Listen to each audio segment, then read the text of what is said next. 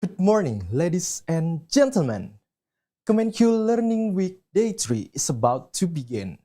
But before that, let me take a moment to review a few technical details. Well, as yesterday's webinar, today's webinar will also be conducted in English. However, it comes with English-Indonesian subtitle.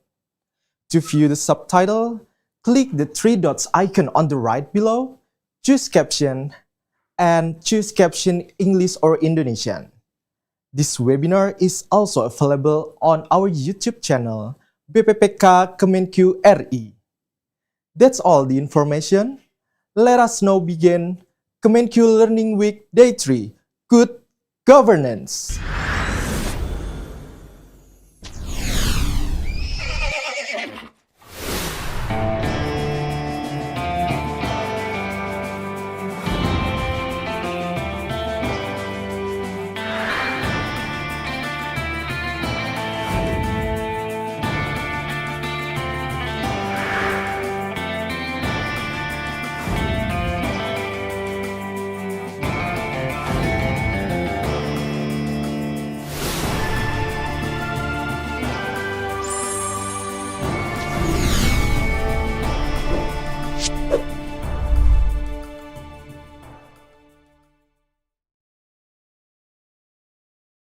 Good morning, ladies and gentlemen.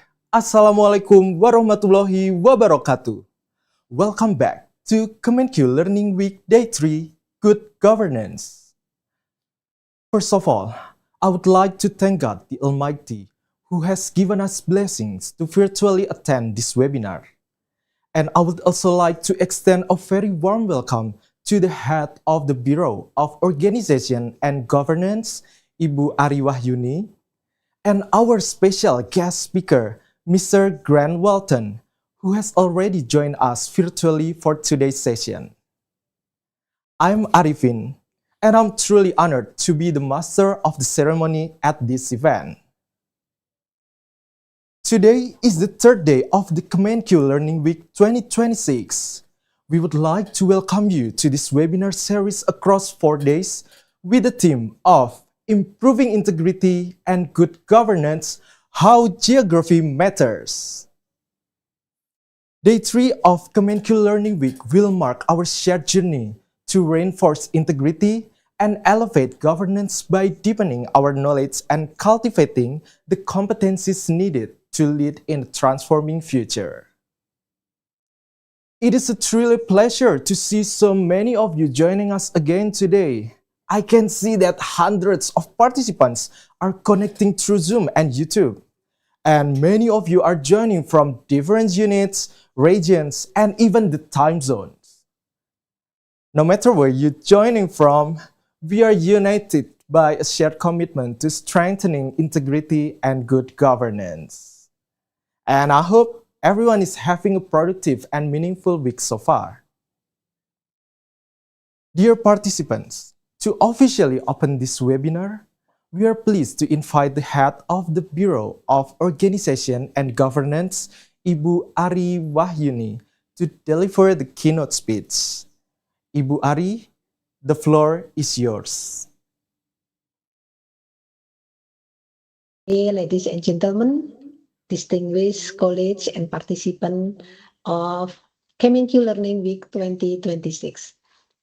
First of all, I would like to extend my grateful gratitude and a warm welcome to Professor Grant Walton from the Australian National University, whose works on anti-corruption, political economy, and governance reform has significantly contributed to our understanding on how integrity systems function within the real-world context. We are really honored to have you join with us as a distinguished speaker for today's webinar. I also welcome to participant to this webinar, Bapak Ibu yang hadir melalui online. And there's a delight for me to be here with you today, whether we gather to explore a deeper and overlooked dimension of integrity. How Geography fundamentally shapes corruption risks and governance outcomes. Ladies and gentlemen, as the key institution, the Ministry of Finance carries a strategic mandate to keep Indonesian economy competitive, shaping fiscal policies and overseeing public taxes.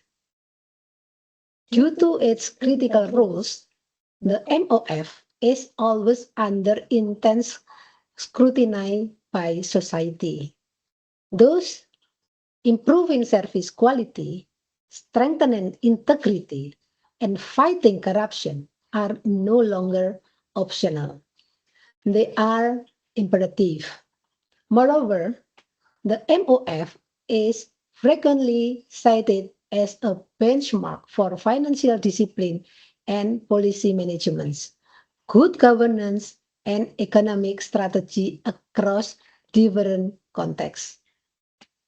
As several corruption scandals have emerged recently, such as KPP Jakarta Utara, KPP Banjarmasin, and the Directorate of Enforcement and Investigation, just last happened, public demands Kemenq to strengthen internal control, including those in the tax and customs sector.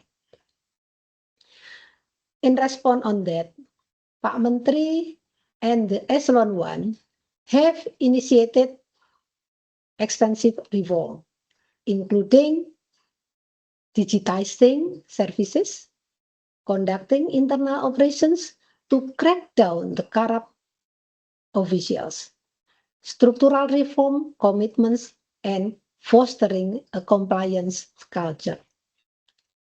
As a part of those programs, the MOF also consistently advanced the ZEWPK WPPM initiatives. I would like to inform Professor Grant Walton that the ZEWPK WPPM is a national program conducted by the Ministry of Administrative and Bureaucracy Reform as part of corruption eradication programs. We do not view these programs merely as administrative compliance. Rather, we see them as a transformational commitment to improve the way we work, making our procedure clearer, more transparent, more accountable, and more responsible to public values. By 2026, approximately 95.65% of our units have achieved VPPM status.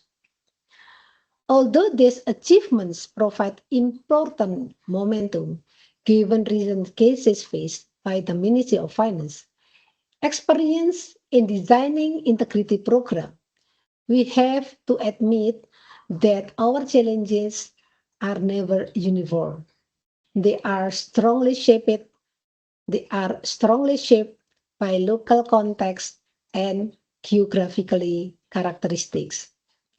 Further, the differences of stakeholders' characteristics, local administrative capacities, social culture context, vast logistical and infrastructure challenges, and regional dynamic inevitability shapes how policies and control operate variously in practices. For example, we found that natural resources-based regions such as mining, oil and gas, and large-scale plantations often face a risk abuse of authority. Therefore, understanding the geographically dimension of government becomes a critical important in strengthening integrity outcomes. An issue related to our topic today. So, distinguished participants, in response of this issue, the MOF has undertaken substantially reform to strengthen integrity and governance that consider geographically differentiated integrity risk and coordination challenges. The concept of the three lines defense model is often aligned with the enterprise risk management ERM model.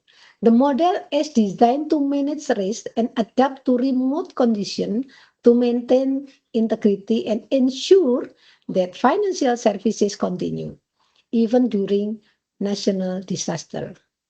In addition, we also develop comprehensive measures, including the whistleblowing system, we call it WISE, mandatory asset declarations for senior officials, strengthened international audit functions, and reinforced oversight by the Inspectorate General have been institutionalized to safeguard accountability across the organization.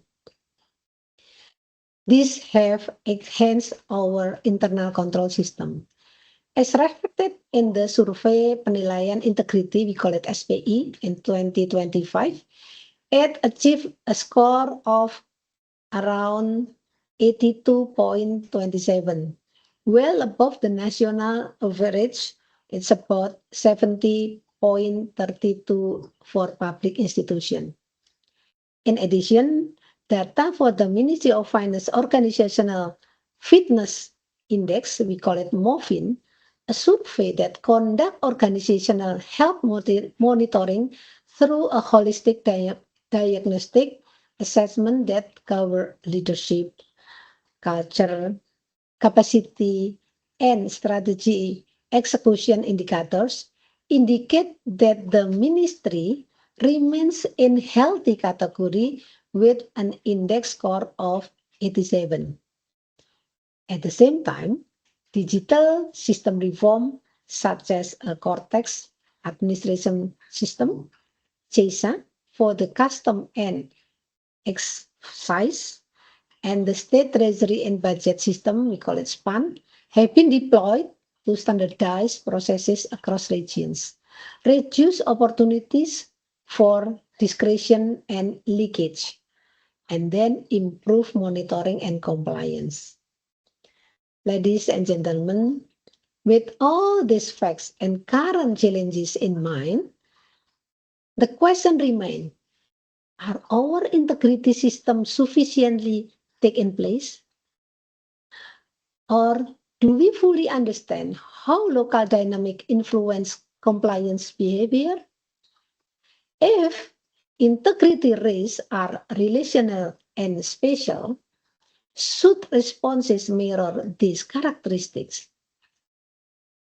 To answer these all questions, this seminar invited us to examine corruption and integrity through geographically views so that we can better identify hidden vulnerabilities and design governance mechanisms that are adapted and context sensitively. I could encourage all participants to achieve engagement in today's discussion, share your experience, and how approach, sorry, and how relational approach can enhance integrity in your respective roles. Let us use this opportunity to deepening our understanding and to strengthen our collective commitment to good governance. With all that, I'm pleased to welcome Associate Professor Grant Weldon. Thank you for attention. I look forward to rich and insightful discussion. Wassalamualaikum warahmatullahi wabarakatuh. Waalaikumsalam warahmatullahi wabarakatuh. Thank you, Ibu Ari, for your keynote speech. We understand that you may have other commitments, so please feel free to leave the webinar at your convenience. However, we would also be delighted if you were able to stay and join the rest of the session. We are truly grateful for you making the time to be present today. Thank you once again. Ladies and gentlemen, now it's time for the main event that we have been waiting for. But before we begin, allow me to share a few housekeeping reminders. First, if you don't mind, please keep your camera on and your microphone muted throughout the entire session. The talk will go on for about 45 minutes, followed by a 20-minute Q&A session. If you're joining from Zoom, you can either click on the raise hand button or write down your question into the Zoom chat.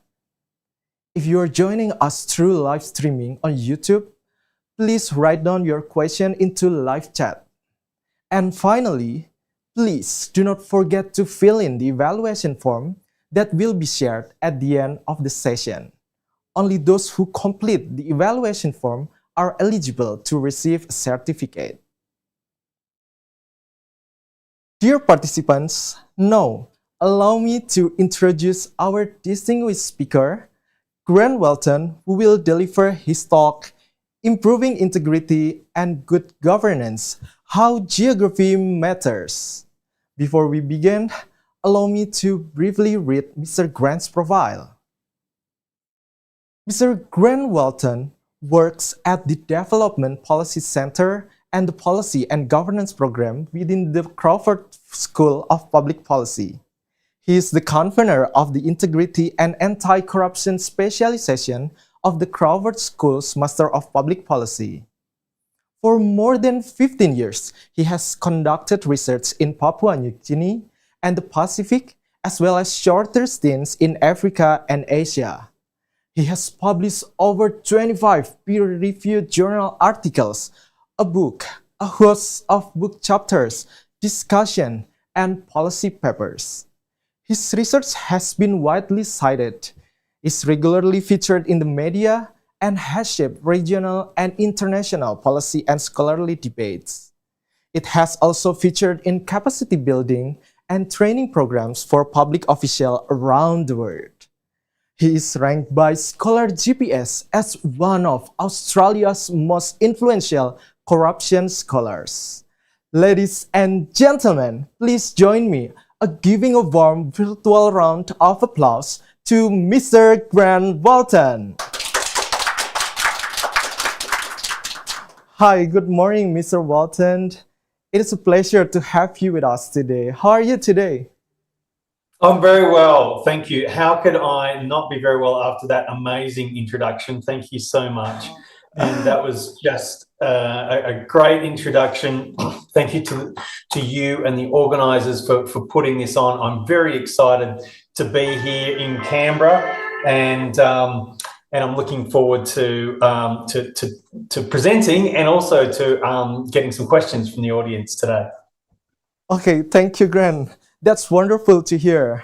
All right, without further ado, just allow me to present to you our speaker, Grant Welton. The floor is yours.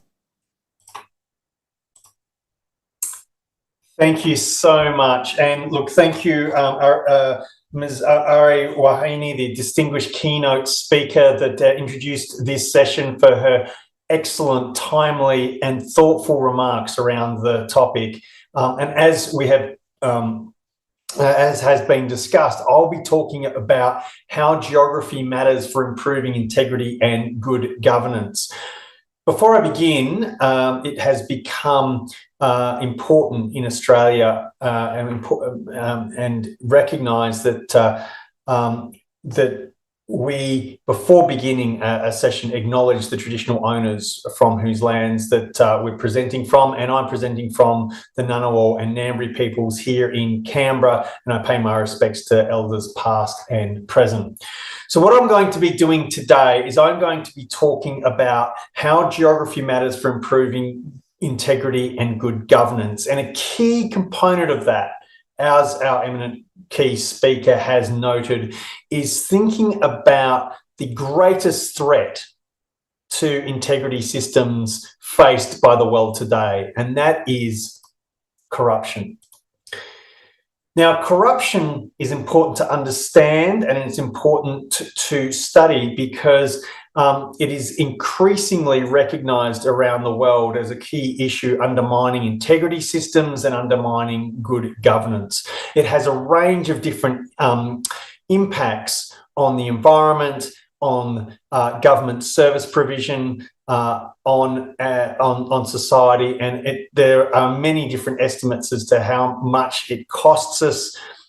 A number of these figures are a little bit rubbery, but there have been estimates that corruption globally costs between about 3.5 to 5 trillion US dollars annually, or around about 5% of global GDP. So it's a real problem, and it's being recognised as a key political and economic and social issue for many years, particularly since the 1990s, with the rise of anti-corruption organisations such as Transparency International, and responses to corruption around the world, led by institutions like the United Nations and the World Bank and the Asia Development Bank and others. For the last 30 years, we've really seen anti-corruption reforms expanding. And there's been a recognition that concern about corruption from citizens around the world is a key driver that has undermined the legitimacy of public institutions. And we've seen in a number of different contexts that responses to corruption have become a key issue for citizens, particularly around elections. So in Australia, a couple of elections ago, we saw the election result determined in part by discussion and debate about what the Australia's anti-corruption agency would look like. In the United States, we've seen Donald Trump come into office on the back of a very unconventional anti-corruption campaign, which featured slogans such as drain the swamp and lock her up. But whilst there's been an increasing amount of reforms going on around the world, institutions such as independent commissions against corruption and strategies and plans to deal with it. There have been international agreements such as the United Nations Convention Against Corruption. There's still a great deal of frustration, which we see bubbling up in a number of different areas, that corruption for some people seems to be getting worse, and that many reforms do not seem to be effective. So this is where my research comes in. It becomes in between this gap between the increasing amount of reforms that we're seeing around corruption and at the same time, the seemingly increasing frustration that many are expressing towards a lack of meaningful response. So with my research, I'm concerned about better identifying the nature of the problem of corruption and more meaningfully responding to it. And what I argue is that there have been very important framings and responses to corruption that have been developed over the last few decades, but we're still struggling to respond to critical elements of corruption because of some embedded thinking about what it is and how we respond to it. So today what I'm going to do is I'm going to step back a little bit and I'm going to talk about the importance of geography, particularly for framing corruption and anti-corruption reforms, but also what they mean for building integrity and good governance. I'm going to lean in by drawing on the evidence on corruption and anti-corruption from Papua New Guinea, one of the places where I study, the broader Pacific region and Australia. And then I'll open it up for questions and Q&A. And of course, if you want to discuss any of these ideas further, I'm happy to do so after the session over email or through other means. So my research suggests that there are two key approaches to understanding corruption risks and responses to it. And these ways of framing the problem help us to shape integrity and build good governance in very different ways. So the first way is through what I call a traditional lens. That is focused on institutions and is country focused. And so this approach looks at individual countries and the institutions and the capacity of those institutions to respond to corruption. And the second is relational, and I'll explain this a bit further in my talk, which focuses on the networks involved in corruption, the places where it happens, and the scales at which are involved. And what I'm going to argue is how we understand and respond to corruption depends on these frameworks that we use, and that the traditional approach has led responses across the world, and it has its limitations. And if we are to better respond to corruption, to build integrity, and to develop good governance, we need to incorporate elements of the relational framework, which has been perhaps underappreciated and not as incorporated into everyday practice as much as it could be, notwithstanding the excellent examples that the keynote speaker spoke of in the introductory remarks. So when we talk about corruption, it's important to note that corruption is a contested concept. But when I'm talking about it, I'm using the definition of the abuse of entrusted power for private gain. Now, this definition means that corruption can occur in the public sector involving the government, in the private sector, and in civil society, anywhere where there is an abuse of entrusted power, where somebody has entrusted power and they're abusing it for their own personal gain. Okay, so the first approach that I want to talk about is from this traditional view. And the traditional approach to understanding corruption and anti-corruption focuses, first of all, on nation states. And this can be represented by the most popular measure of understanding corruption, and that is the Corruption Perceptions Index. Now, the Corruption Perceptions Index is being used by a lot of different policymakers to measure how well individual countries are doing in terms of their response to corruption. There's lots of problems with doing that. But the key thing that I want to highlight here is that the Corruption Perceptions Index focuses on the countries where corruption occurs, and it compares countries in terms of their perceived levels of corruption.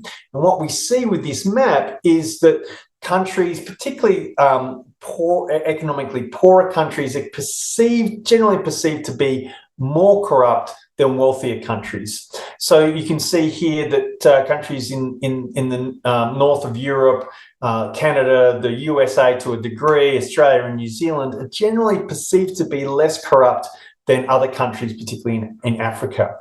To give you a sense of the scores here, the Corruption Perceptions Index is scored on a scale of highly corrupt, which is it starts at 0 all the way through to very clean. So that's a score out of 100. Australia scores 76 out of 100 and is placed 12th out of 180 countries.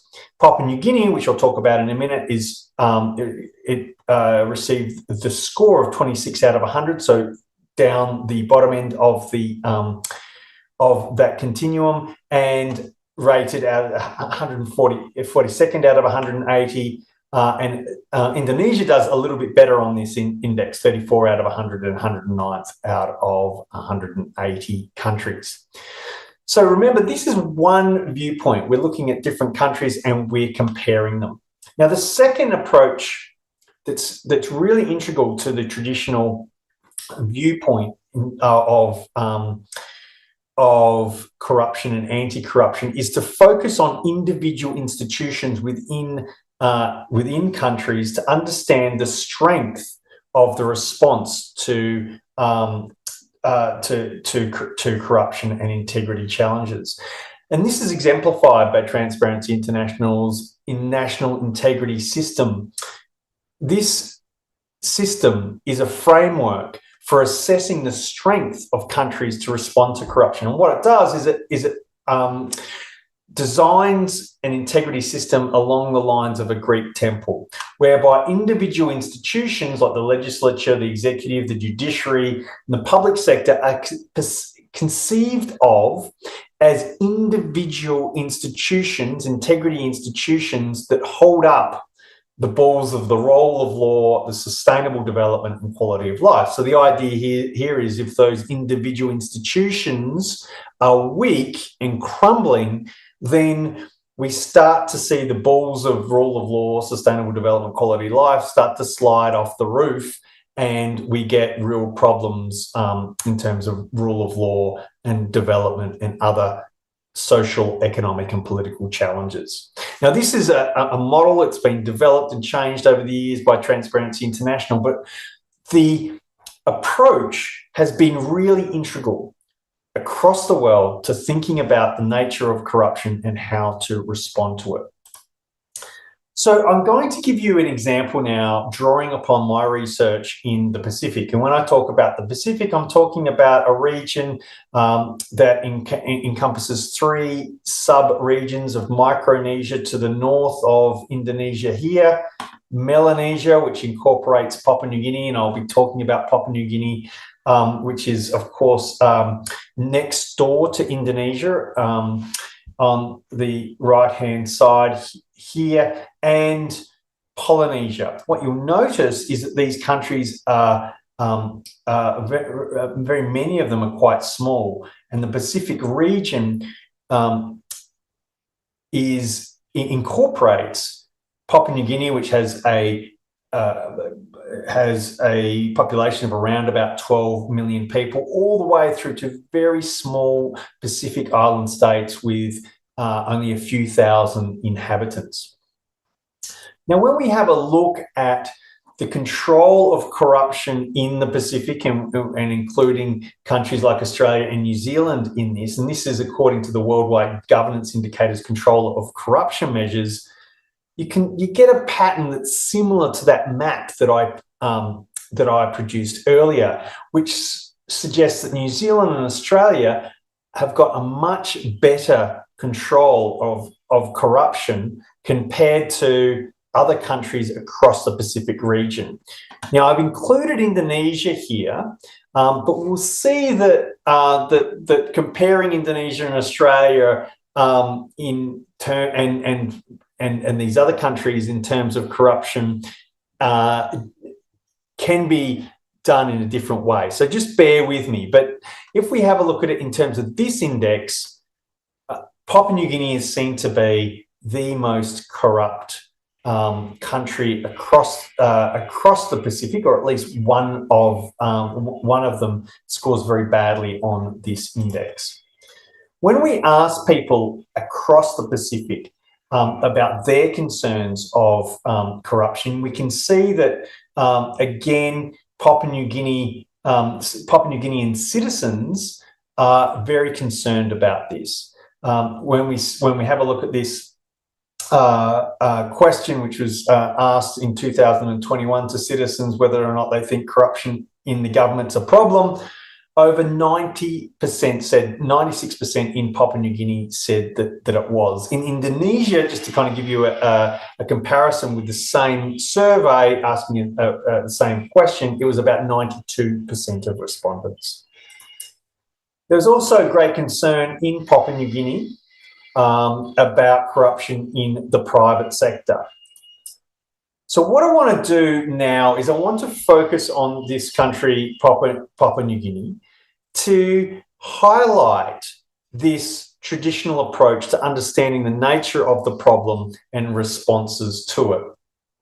So in Papua New Guinea, there has been a lot written about the drivers of corruption in the country, given its poor rankings in the Corruption Perception Index and other indicators.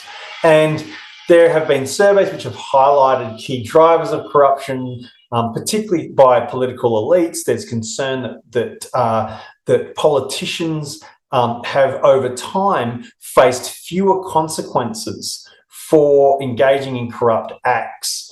And that's some research that I've been conducting with my colleague Michael Kabuni, highlighting that politicians are less likely now to face jail time and other consequences for alleged corruption than they have been in the past.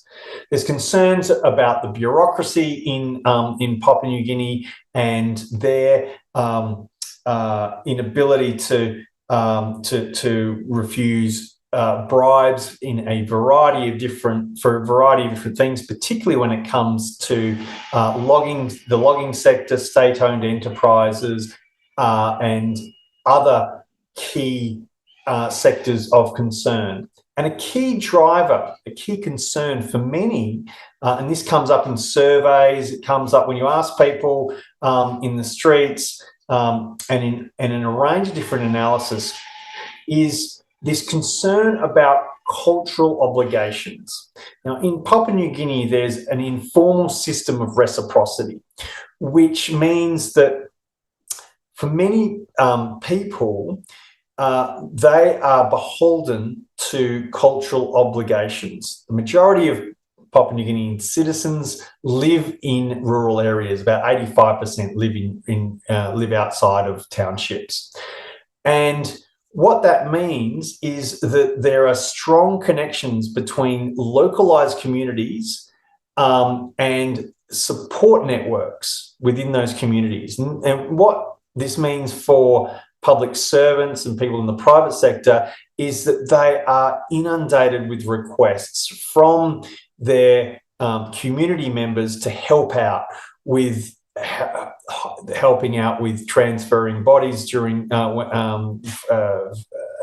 funerals, for contracts, for government contracts, for all sorts of things which are brought to bear due to cultural pressures and the connections, the important connections that follow people no matter where they go around the country, that come from their local communities and their cultural obligations towards those communities.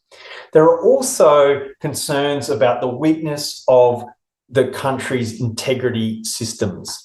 I'm going to talk a little bit more about efforts to revive those institutions, but for a long time, integrity agencies like the Ombudsman Commission, the Auditor General, the Attorney General's Office, key law and justice organisations have been starved of funds and starved of resources.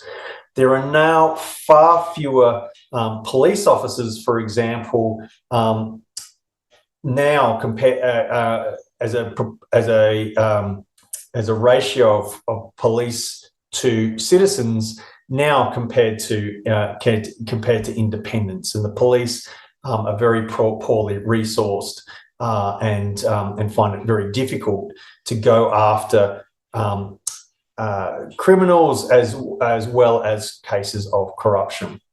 To give you a sense as to where PNG is in terms of its response to corruption, it's just recently in the last week or two been grey-listed by the Financial Action Task Force, which is an international body for its lack of effective response to money laundering and, as a part of that, responding to corruption. Having said that, over the last few years, there have been some really important reforms that have been pushed through over the past 5 or 6 years to try to respond to corruption and to try to stave off grey-listing from the Financial Action Task Force. This includes the introduction of a Whistleblower Act in 2020, the introduction of a new independent commission against corruption along the lines of the KPK in Indonesia, and you can see 3 of the commissioners there raising their fruit juice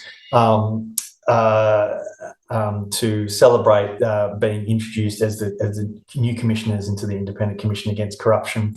The Ombudsman Commission in Papua New Guinea has had its jurisdiction expanded. There have been a number of inquiries into alleged corruption, including inquiries that have highlighted the corruption of key politicians. There's been the introduction of a national anti-corruption plan of action, and there have been a number of agreements between integrity agencies to improve cooperation.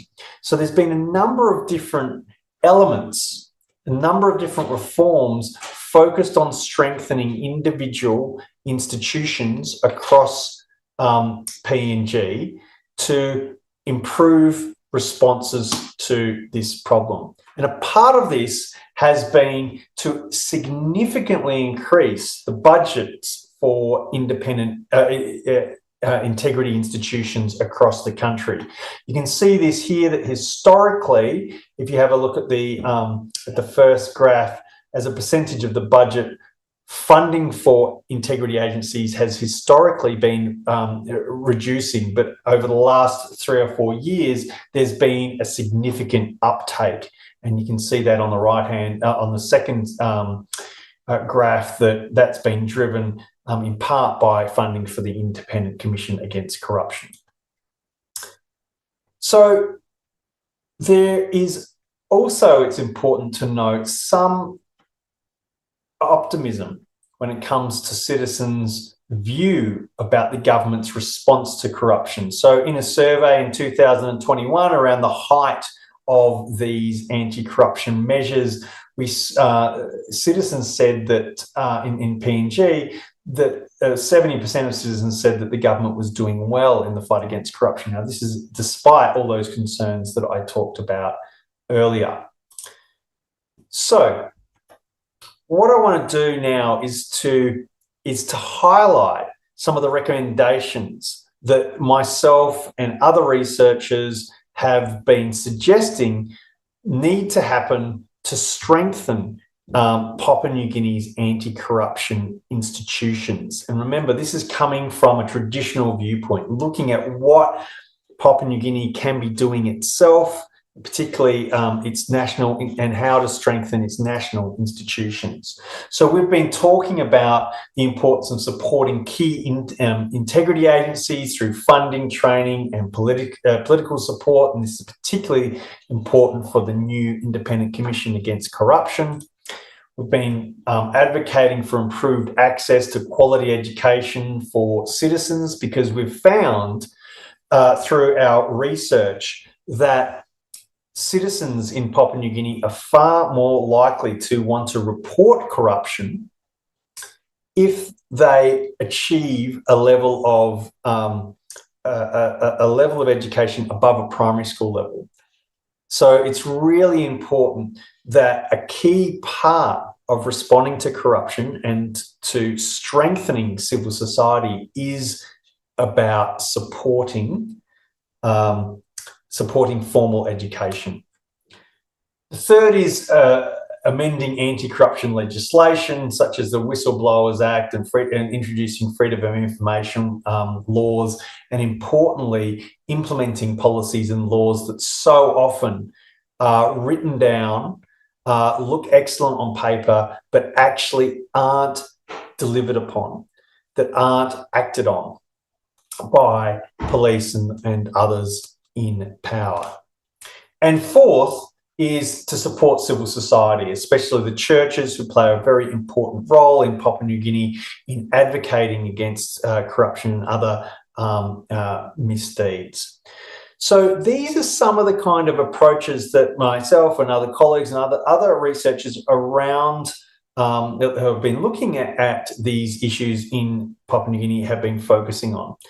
But what I want to suggest is that this is an important set of recommendations, but they are coming from a particular view which has a limited approach to the kind of the geographies of corruption, and that we need another framework for thinking about the nature of the problem and how to respond to it. And this is what I want to talk about now. So just to sum up, what I've presented so far is a framework which is quite dominant to greater or lesser extents in terms of a lot of discussion globally around corruption. That's focusing on the national level and focusing on particularly national institutions, separate national institutions, and supporting those institutions through funding, resources, reform, thinking about institutional mandates and those types of things. But we know that corruption, threats to integrity and good governance don't just stay within borders. They move, they duck, they weave across local, subnational, national, regional, and global borders. They crisscross around the world, and they're connected to webs of actors that do not stay in one place, and that those involved in corruption and the proceeds of corruption move and change shape. And we need to understand this in an increasingly complex and globalized world. So my research has been drawing upon some of the ideas that have been coming out recently in the anti-corruption literature, as well as ongoing debates in political geography. It's which is a part of broader geographical literature, to highlight the importance of what I call relational place for understanding and responding to corruption. And what I want to suggest is that this is a really important framework, and sometimes it's missing from assessing the nature of corruption and developing responses to it in a meaningful way. And the framework, the relational place framework, focuses on three components. It focuses on relationships and networks as a first component. Second is the places. And third is the scales that cause corruption and shape responses to it. So let me give you some examples about what I mean. Now, previously I was talking about some of the problems facing Papua New Guinea and the importance of improving and reforming anti-corruption and integrity institutions. But we know that corruption is not just contained within the borders of any nation state, whether it be Indonesia or Papua New Guinea or Australia or anywhere. And we know this because of the increasingly sophisticated supply channels that drive global capitalism. And to give you one example, I want to focus on the logging sector in Papua New Guinea. Now, we know that the logging sector in Papua New Guinea involves transnational companies that come in from various parts of the world into particular locations, many of them along the Indonesian border, but also in some of the islands in Papua New Guinea. And they sometimes bribe local officials, bribe local communities to get access to timber illegally and to ship that timber outside of the country.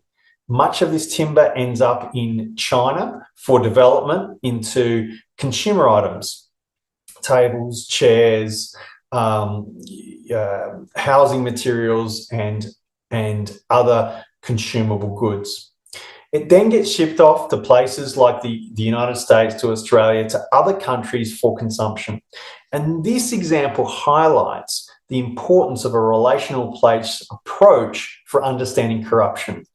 All of a sudden, we're moving beyond looking at the country scale and the institutions within the countries to have a look at the relationships, the places, and the scales that help to shape corruption. This approach is also apparent when we think about money laundering and where corrupt money ends up. So this is the Tax Justice Network's Financial Secrecy Index, and it highlights something that might not be intuitive. Now, when I showed you that map earlier, it highlighted that the most corrupt countries were generally poorer countries. when we have a look at where corrupt money ends up, it ends up in actually quite rich countries. In countries like the United States, which is by far the #1 destination for corrupt and illicit funding and resources. Then we have countries like Singapore, Switzerland. But even when we look at Australia, my country, Australia does worse on this index, which means it has been receiving more illicit, corrupt and secretive money than any other country in the Pacific, and it is actually receiving more estimated illicit funding than Indonesia. So when we have a look at corruption, not as just associated with particular countries, like not just where the transaction is happening within the particular countries, but where the funding goes and the resources go, we have a very different picture about who is responsible for it. And in our region, there's been a lot of documentation about how traditionally corrupt funding from Pacific politicians has been through middlemen and lawyers in Australia coming in from the Pacific into Australia, into bank accounts, properties and casinos, where it is later accessible by political elites around the region. And it's become so much of a problem that Australia faced greylisting itself by the Financial Action Task Force only a few years ago. There have been some legislative changes, which are good to see, to address these issues. But one prominent anti-corruption activist and head of an anti-corruption agency in Papua New Guinea, Sam Koyam, once called Australia the Cayman Islands of the Pacific because of their role in money laundering. So, like our keynote speaker noted in the case of Indonesia, there's significant complexities, geographical complexities, when it comes to understanding and responding to corruption in a place like PNG and beyond. The research that I've been involved with and a number of my colleagues has highlighted that there are very different understandings about what corruption is between citizens located in more urban environments compared to those in more rural environments. Those in more rural environments have got a much broader understanding of corruption and they're more likely to be concerned about local issues than they are to be about national issues. There are different capacities across districts, provinces and departments in terms of responding to corruption. Some are worse than others, and there's been an increasing recognition that we need to have greater research that highlights where things are working in subnational districts and where they're not, and to make reforms that are not just at the national level, but are actually focused on more on provincial and district administrations. There are challenges of connecting local incidents of corruption to national integrity agencies, many of which are based in Port Moresby, and find it very difficult to go out and to investigate localized examples of corruption. And there's been research that shows that communities themselves are often better at responding to corruption and need greater resources and greater information about doing so. So that local responses are actually a resource which integrity agencies haven't been tapping into all that well and should do more to connect to. And that local instances of corruption have transnational ramifications, and clientelism, this idea of pork barreling and of developing relationships with voters to extend political power, has linkages across the Pacific region and around the world. So, When we dig deeper into this issue, a lot of research in Papua New Guinea has highlighted the importance of understanding places, scales, and networks for understanding corruption and thinking about how to respond to it. So from a relational viewpoint, the research suggests a number of things. First of all, we need to better understand and respond to the places where corruption occurs. Corruption doesn't occur uniformly across the country, and we need to think about where the hotspots are and how to tap into local communities and their abilities to respond. One of the research projects that I've been involved with my colleague Karen Pfeiffer has been looking at how we at anti-corruption messages. And what we've found, this is the first time we've been able to identify this in the world, is that in Papua New Guinea, when you provide people with a message that highlights how corruption is impacting on their local community, they're far more likely to want to do something about it.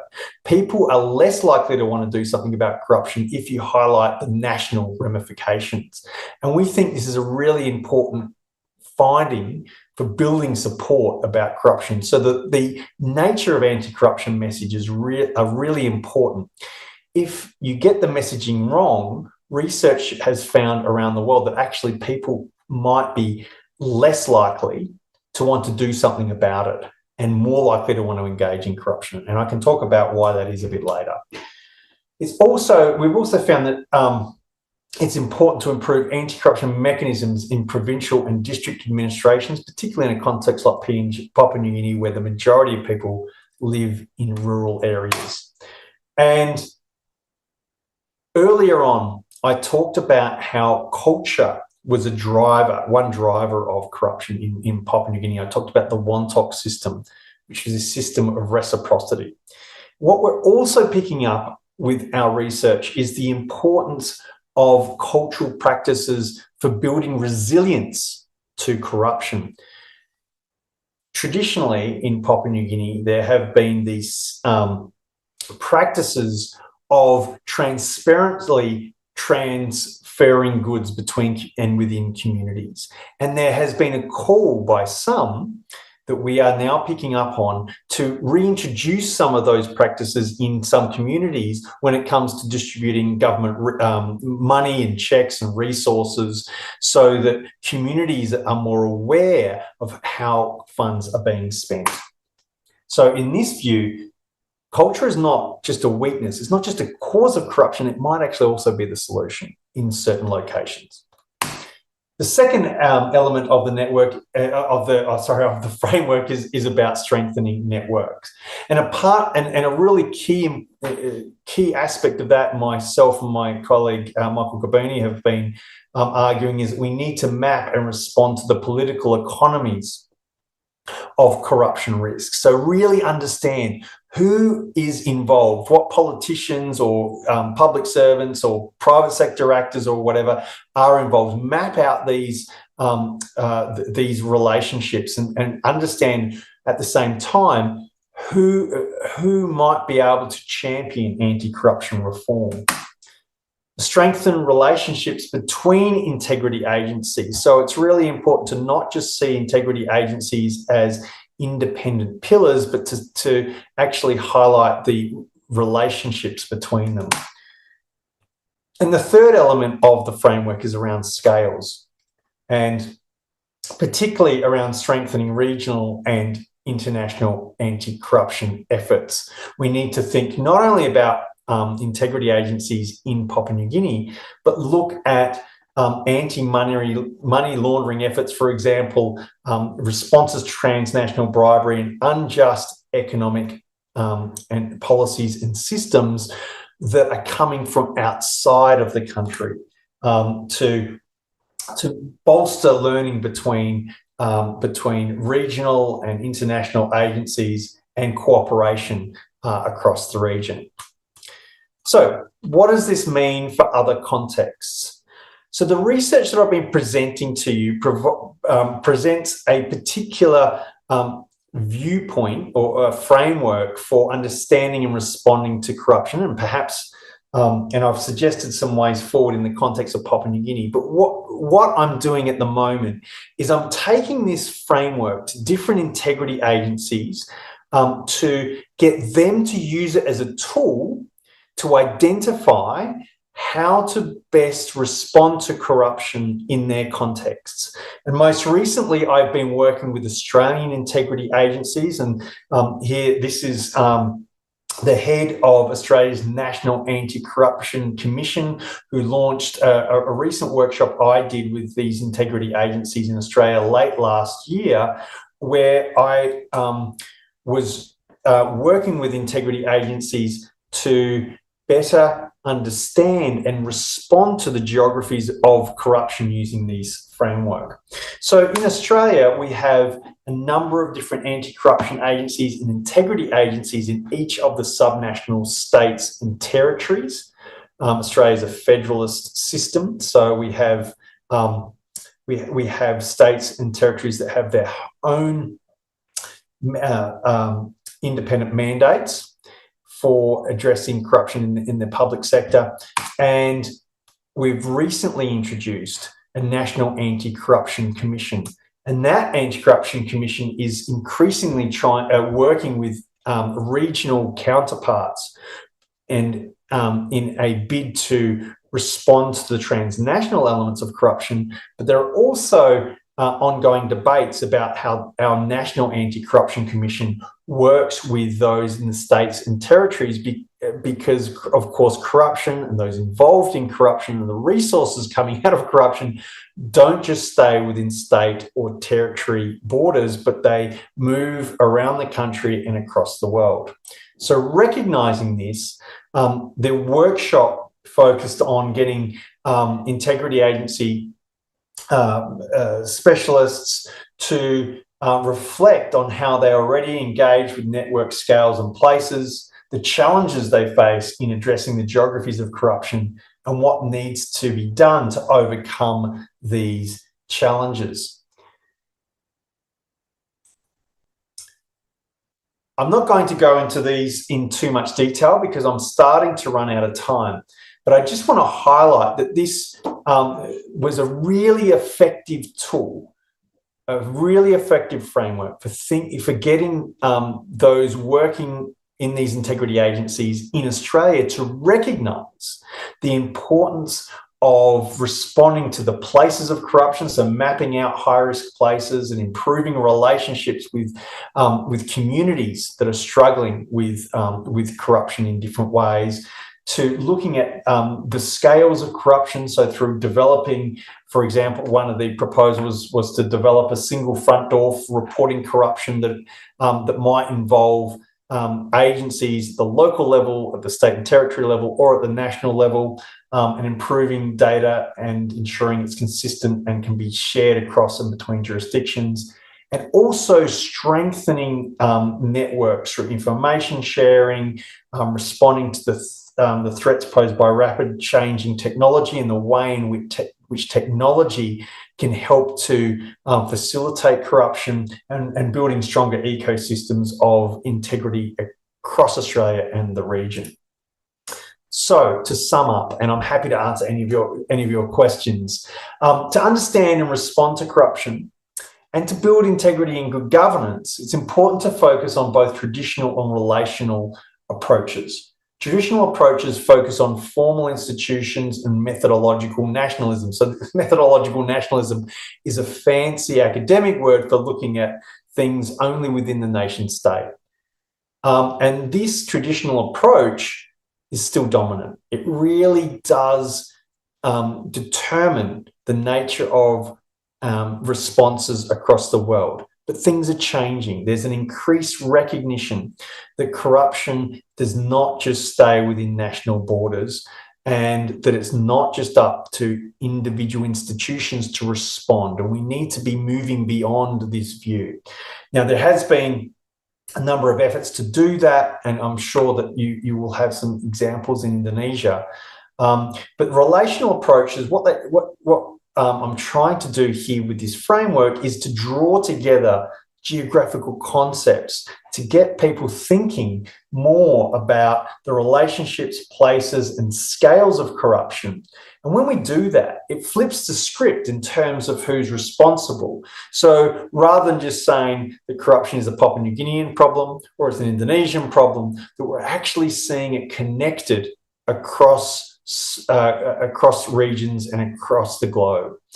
And this can be used as a framework to identify corruption, risk, and response in a variety of different settings. And if you are interested in talking more about how this might be used for the Ministry of Finance or for other departments, please let me know.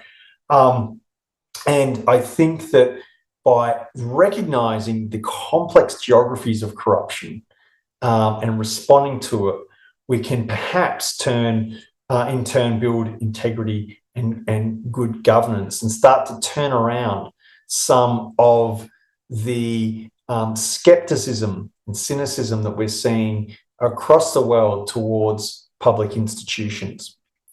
That's all I have. Thank you so much for your time. And I'm very happy to answer any questions that you might have. And I'll also pass on to the organisers the slides that I've just shared with you. Thank you very much, Grant, for that insightful and thought-provoking presentation. You reminded us that corruption remains one of the greatest threats to integrity system worldwide. While anti-corruption reforms itself have expanded globally, many still question their effectiveness as well.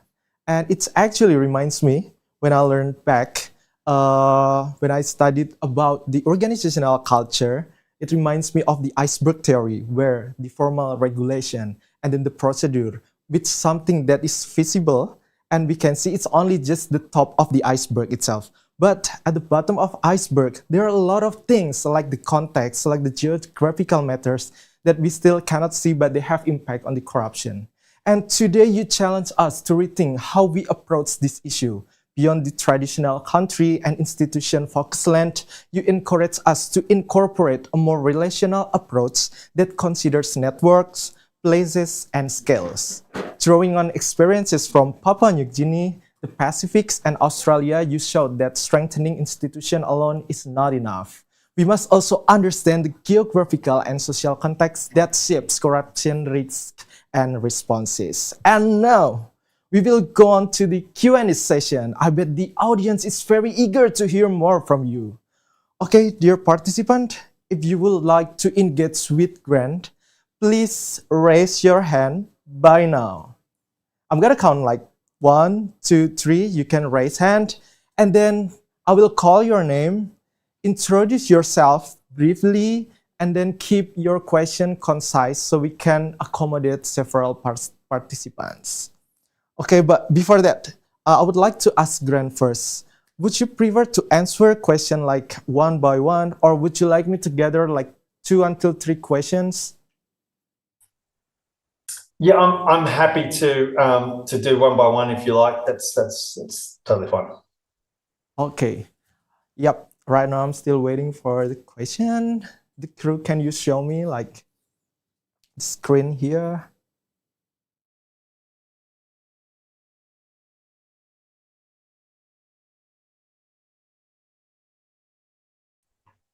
It looks like there's a few coming through on the chat. Would you like me to respond to those? Oh, yep, sure. So we have one from Narul Adahaniga. Hopefully I'm pronouncing that right. Apologies if not. And so it basically it raises the question, in a globally interconnected financial system, illicit funds easily cross borders and can be legitimised through more credible jurisdictions. If Papua New Guinea can function as a source country where corrupt funds are later cleaned through more credible jurisdictions, does Indonesia risk becoming a source country, a transit hub, or even a safe haven within the regional financial architecture? And more importantly, what concrete measures should be prioritised to mitigate these risks? Wow, what a question to begin with. Thank you so much. This is a really critical question that is a part of the evaluation that the Financial Action Task Force and the Asia Pacific Group are asking themselves when they're doing these mutual evaluations of countries. And so Indonesia has had a mutual evaluation that's been done. I'm not quite sure when the most recent one has been undertaken, but it will be looking at these risks and the risks that Indonesia has in terms of money laundering. In terms of what's been very important over the last 12, 13 years is that the criteria of the evaluation has changed. In 2013, it moved from assessing money laundering risk in terms of the strength of the institution, so the laws, through to the effectiveness. So are we locking people up? What are the kind of risks, and what's the effectiveness of these efforts in terms of responding to money laundering and also corruption? This has been found wanting in Papua New Guinea, and there are a host of different policy recommendations that have been suggested for PNG. And I would say that yes, I mean there is always a risk that countries are involved in some area of the corruption supply chain. And I would say that in Indonesia, it's more likely to be a destination country than Papua New Guinea is. But a lot of, I'm sure, funding from Indonesia is ending up in other jurisdictions like Singapore and other countries. So this is where international cooperation becomes extremely important. Working with authorities through various regional and international organisations, the Financial Action Task Force, the United Nations, and direct bilateral engagements, including with places that are notorious for hiding these funds, such as Singapore, Switzerland, the United States, is very important. And I think that that what can happen within particular countries, this happens in Australia, happens in other countries, is the media in particular and commentators focus on the weaknesses of, in the case of Indonesia, Indonesian systems, or in Australia, Australian systems, and don't make the link often between the corruption that may be going on in Indonesia and where this funding ends up. So in short, I think a lot more needs to be done to put pressure on the international community to ensure that there are greater regulations in source countries than there have been to date, particularly in the United States. Australia has recently introduced what's called Tranche 2 legislation to improve the situation in Australia. Much more of that needs to go on in other contexts. Well, thank you, Grant, for the comprehensive answer. I think we have another question from a participant on Zoom chat. Let me read the question. It's from Syahda. In contexts where traditional institution-based reforms haven't been sufficient, how can policymakers operationalize a relational or place-based approach without weakening formal institutions? Excellent question. I think it can be very difficult sometimes to move away from this traditional approach because individual agencies, whether it's the Ministry of Finance, whether it's the KPK, whatever it is, they're always trying to increase resources, increase funding, and increase independence in their ability to respond, right? Often. But what I think needs to happen at the same time is increasing the networks and relationships between integrity agencies. And formally, this can be done through memorandums of association. But actually, what our research is starting to show, particularly with policymakers, it's actually there's the formal relationships that are born out of these kinds of agreements but it's actually the informal connections that are really important. So making sure that agencies are engaging and developing informal relationships with a host of different integrity agencies strengthens the overall integrity systems within countries and across and beyond them. So that means more meetings, more networking, more relationships, so that when something happens, if you notice something in your department, you're not scared about calling somebody and saying, I've noticed that this funding just doesn't add up and it might be going missing. And you know somebody on the other end of the line, or you're familiar enough with them.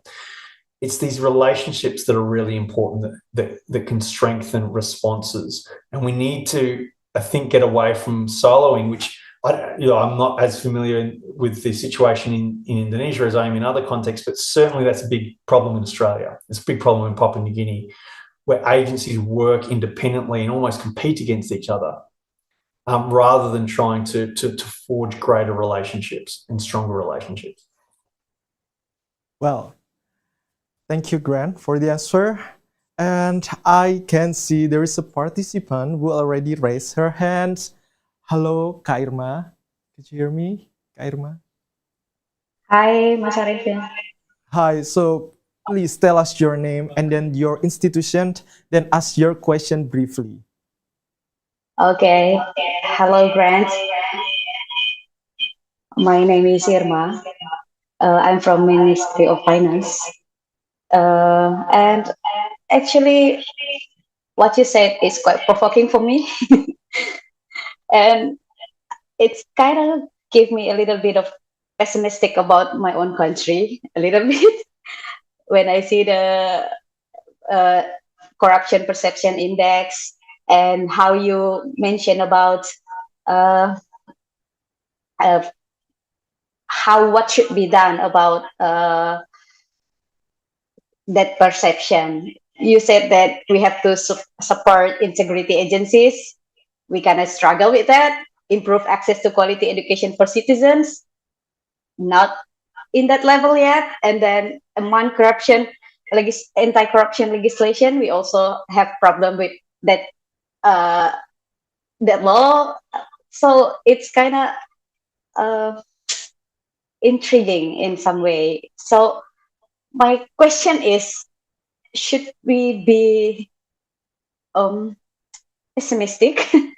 What should we done? What should we have done? So especially when Indonesia is a decentralized countries, when some regions seems really struggle to corruption more than others, especially even in my hometown, North Sumatra, we have lots of governor and mayors across the province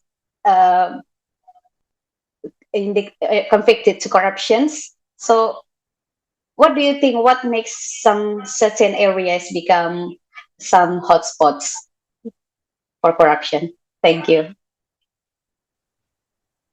Thank you so much for the question. And just to clarify, I guess that what I was trying to show with that map and the corruption perceptions index is not that Indonesia is corrupt per se. It's that through one measure, this is how the problem is presented. And so when we have a look at other measures, Australia is more corrupt than Indonesia, right? Because there's more money that's coming in and that we don't know where it's coming from, right? So we just need to be a little bit careful about this. Although I'm not going to deny that there's issues with corruption in both countries, right? So there's certainly you're certainly right. In terms of being optimistic, I think that there is a much greater awareness around corruption around the world, which is a good thing. I think that we are seeing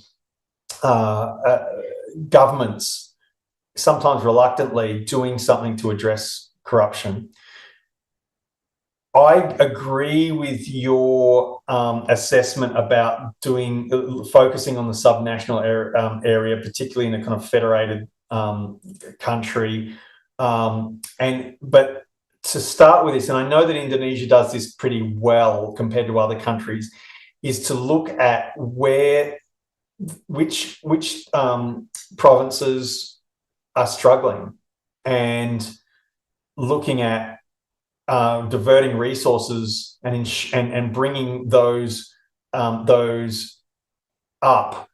and supporting reforms in provinces and districts that are struggling is a really important step. So if we have a look at the geographies of corruption, I'm sure that you would look at a map of Indonesia and say, actually, there are places that are doing well, and there are places that aren't doing as well. And I think that by doing that, it means that we're not overwhelmed by this idea that corruption everywhere in Indonesia is a problem, but it's a problem in particular places. And I think when we do that, we can say, okay, well, let's focus our efforts on those places then. Let's support efforts in subnational administrations which are really struggling. I will say I've got a PhD student who gave me the shirt actually, who is working in a district in Indonesia that is considered by some indicators to be one of the worst in Indonesia, and he's highlighting some of the networks that help to enable corruption, but also help to respond to it in that context. So I'm really looking forward to reading his thesis in the coming weeks. But I think that that's a way of bringing the level of analysis down and to understanding corruption in context, where the problems are, and then coming up with meaningful responses given that context. Well, thank you, Grant, for the answer. Thank you, Kak Irma, once again for joining the Q&A session.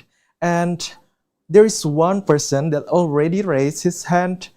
Can I call Mr. Widianto? Widianto, could you please turn on your microphone? Yep, just introduce yourself and then tell your institution or your unit is, and then ask your question briefly. Okay, good morning, everyone. Thank you, Grant, for sharing with us.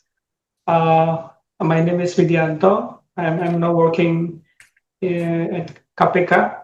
So I think it's really great topic. Yeah. Hi, Irma. Nice to meet you. Nice to know you. It's great questions. As you raise the issues of corruption across the countries, it's not always in not Sumatra, but you may find it across the nation, right? It's like you spreading the net and you will get, okay, just close your eyes and you will get easier. I mean, everyone's convicted in corruption, especially in the region. Okay, Grant, I would like to focus on your statement that you mentioned that we need to focus on anti-corruption message on the local impacts of corruption. So I just want to clarify whether we should develop, specific message, for each regions. I mean, maybe in Sumatra we can develop some topics like procurement, and meanwhile in Kalimantan we can talk about natural resources. Maybe in some areas we can talk about corruption in plantation or sort of things. Do you mean like that, or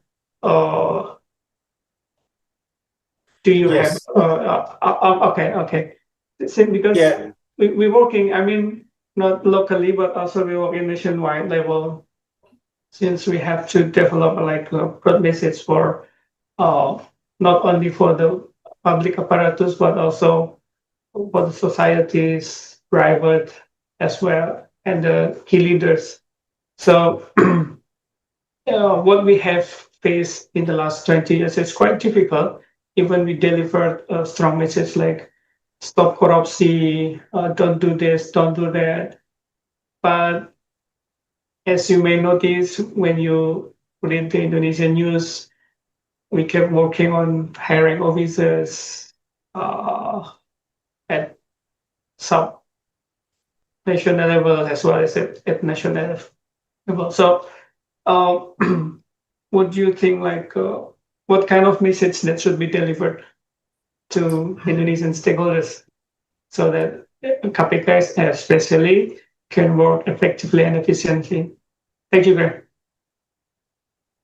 Thank you so much for the questions. So first of all, in terms of messages, Indonesia is interesting because about 5 or so years ago, there was a study that was conducted in Jakarta around anti-corruption messages. And this was a social experiment. So there were 5 groups and they were given 5 different, I think it was 5 different messages about corruption.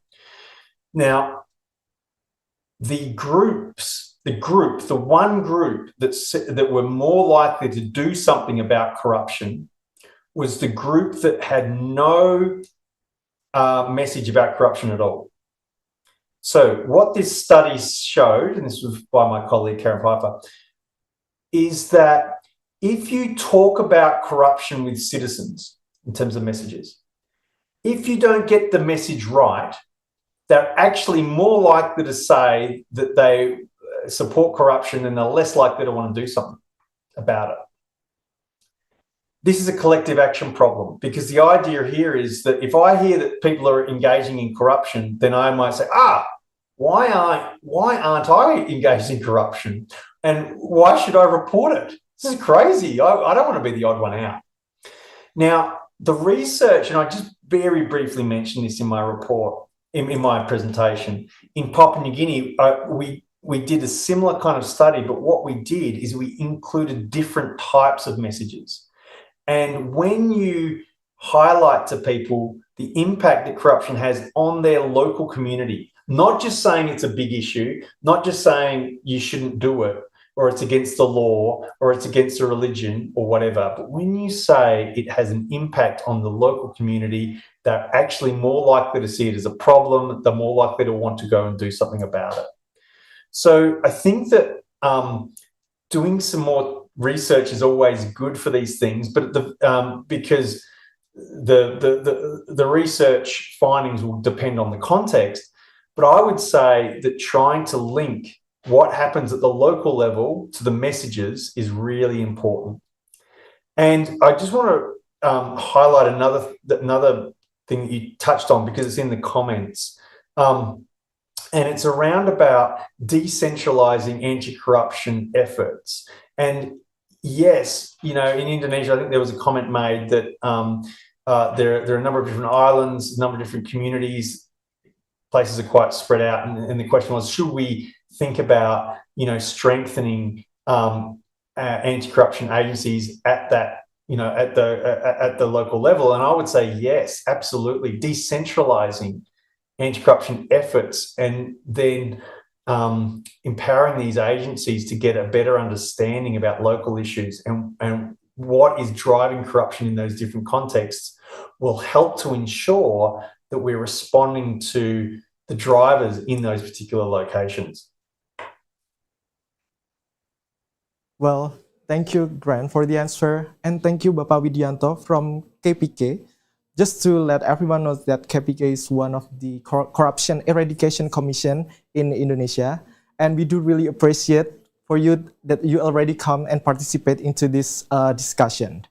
So, Grant, there is a final question here. Do you still want to respond one more question? Okay, sure. There is one coming from the Zoom chat. It's from Mr. Muklas.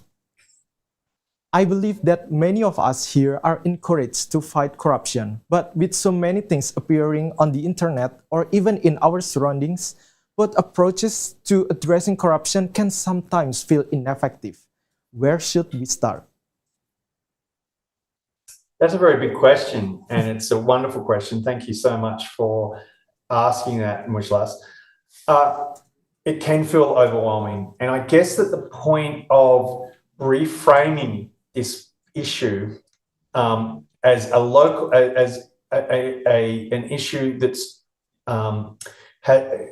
is focused on local issues, on networks and at scales, means that as an individual, we can look at our own context, our own organizations, our own communities, and work from there.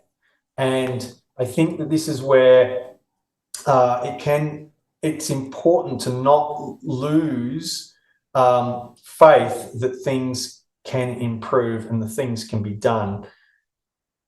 But if we continue to focus on what's happening at the national level, we continue to reference these very large-scale indicators to suggest that corruption is, it's a problem in these certain countries, we lose the ability to think about how corruption occurs around us and how we can build our own networks to respond to it. And not just to respond to corruption, but to build integrity and good governance. And I think that's really important, so that we're not feeling overwhelmed that as a department, as a section, as a program, as a community, that you can work with others to talk about local concerns and how to address those local concerns as a group, as opposed to being overwhelmed. So I'm certainly not suggesting that you should be feeling, I'm certainly hoping that you're not feeling too overwhelmed by all of this. But I do see hope, and I think that the hope comes from focusing on a local context and building networks to respond to corruption in meaningful ways that we see that impacts us, and building towards institutions and organizations that have more integrity and are better governed than they are at the moment. Well, thank you, Grant, for the answer. And thank you to all participants for all the great questions and discussion. And thank you once again, Grant, for your thoughtful and comprehensive responses. But before we officially close today's session, Grant, I would like to ask you once again, would you like to give a closing statement to conclude this session? Thank you so much. I mean, I think that my response to the previous question is a good place to finish up, and that is that whilst a lot of these problems can feel immovable, and corruption is often described as a wicked problem, a problem that's very difficult to shift, I think by looking at building networks, building informal and formal relationships, focusing on where the problems are and focusing our efforts into those places means that we can be more optimistic about the potential for addressing the problem.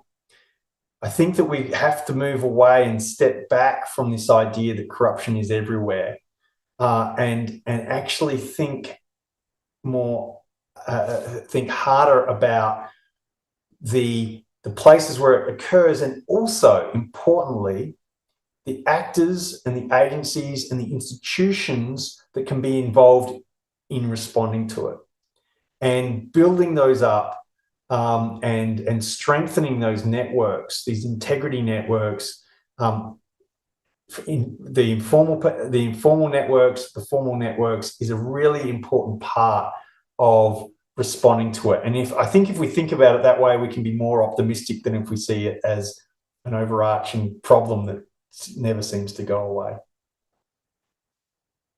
Well, thank you very much for the very insightful session with us. Ladies and gentlemen, please give a big round of applause to Grant Walton.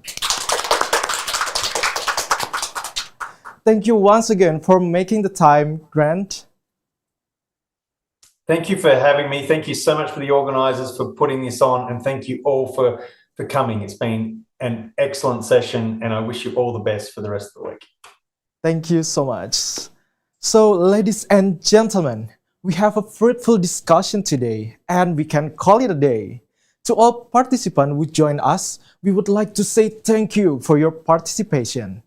To receive the certificate, participants are required to join the course in KemenQ Learning Center, or KLC, s.kemenq.com www.go.id/KLW 2026 day 3, and then join code is 202603, and then complete the evaluation form that is available in the course. Ladies and gentlemen, stay safe and healthy. See you tomorrow on Ministry of Finance Learning Week Day 4 with the theme Future Competencies, Developing Future-Ready Competencies for Transforming Economy with Tom Calvert, Professor Chair of Work and Organization at the University of Edinburgh Business School. I'm Arifin. Good day. Wassalamualaikum warahmatullahi wabarakatuh.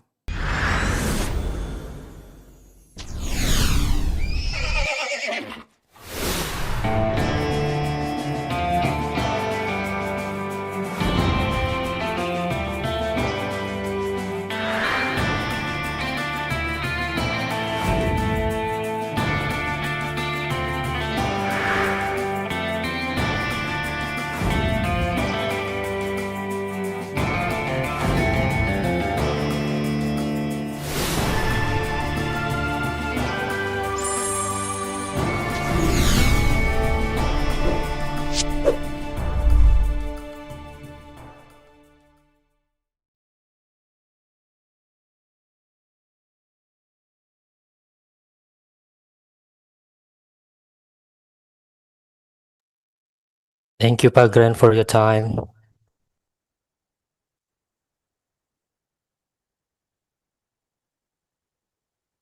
Thank you so much.